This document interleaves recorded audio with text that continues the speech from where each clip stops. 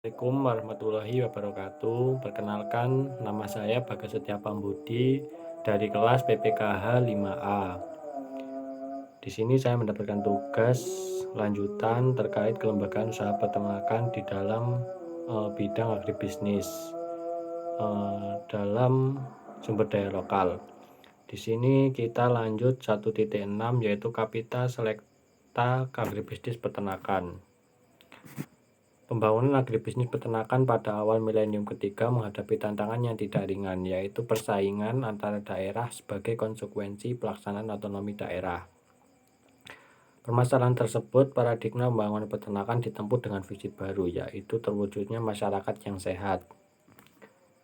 Kemudian, kualitas sumber daya manusia. Pembangunan agribisnis peternakan pada awal milenium ketiga menghadapi tantangan yang tidak ringan, yaitu persaingan antara daerah sebagai konsekuensi pelaksanaan otonomi daerah. Persaingan antar negara sebagai konsekuensi kesepakatan, liberalisasi perdagangan barang dan jasa internasional. Menghadapi permasalahan tersebut, paradigma pembangunan peternakan ditempuh dengan visi baru, yaitu terwujudnya masyarakat yang sehat dan produktif, serta kreatif melalui pembangunan peternakan tangguh berbasis sumber daya lokal. Kemudian berlanjut penguasaan iptek dan modal.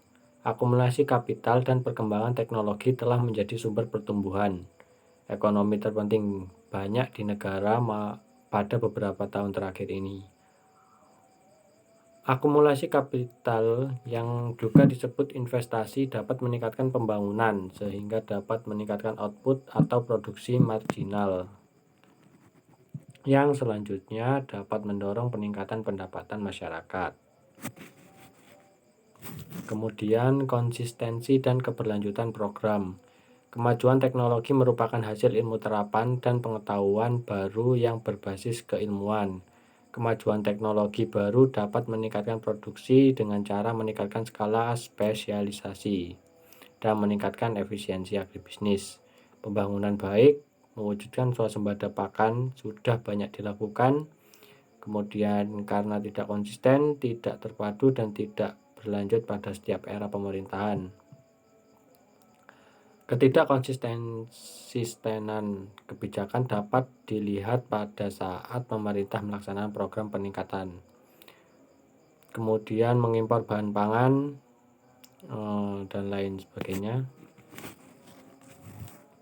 Perlakuan agribisnis yang rasional. Salah satu sifat dasar perilaku ekonomi adalah rasional, artinya bertindak atas dasar akal dan mementingkan dirinya sendiri. Dengan demikian, pelaku agribisnis peternakan Indonesia, baik produsen, pedagang, konsumen, selalu berusaha untuk memaksimumkan tujuan ekonomi atau keuntungan ataupun kepuasan. Kemudian 1.7 masa depan industri peternakan.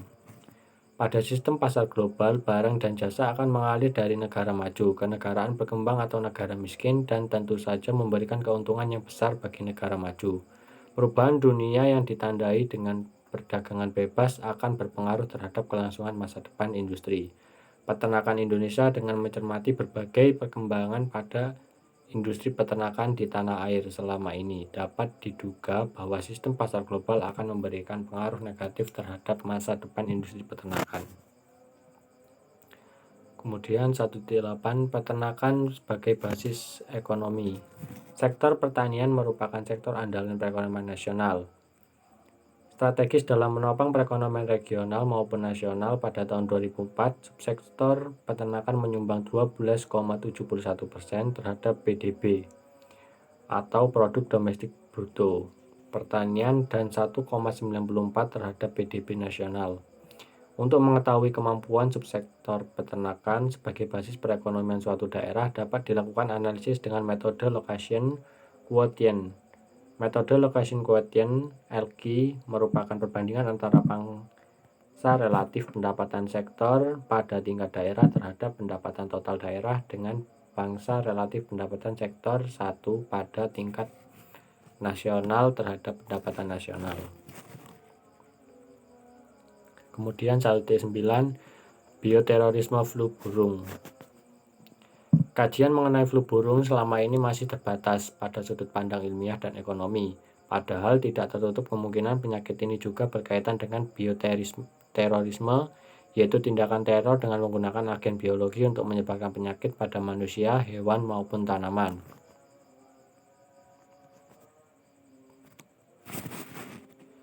Kemudian 1.10 peternakan pada era otonomi daerah.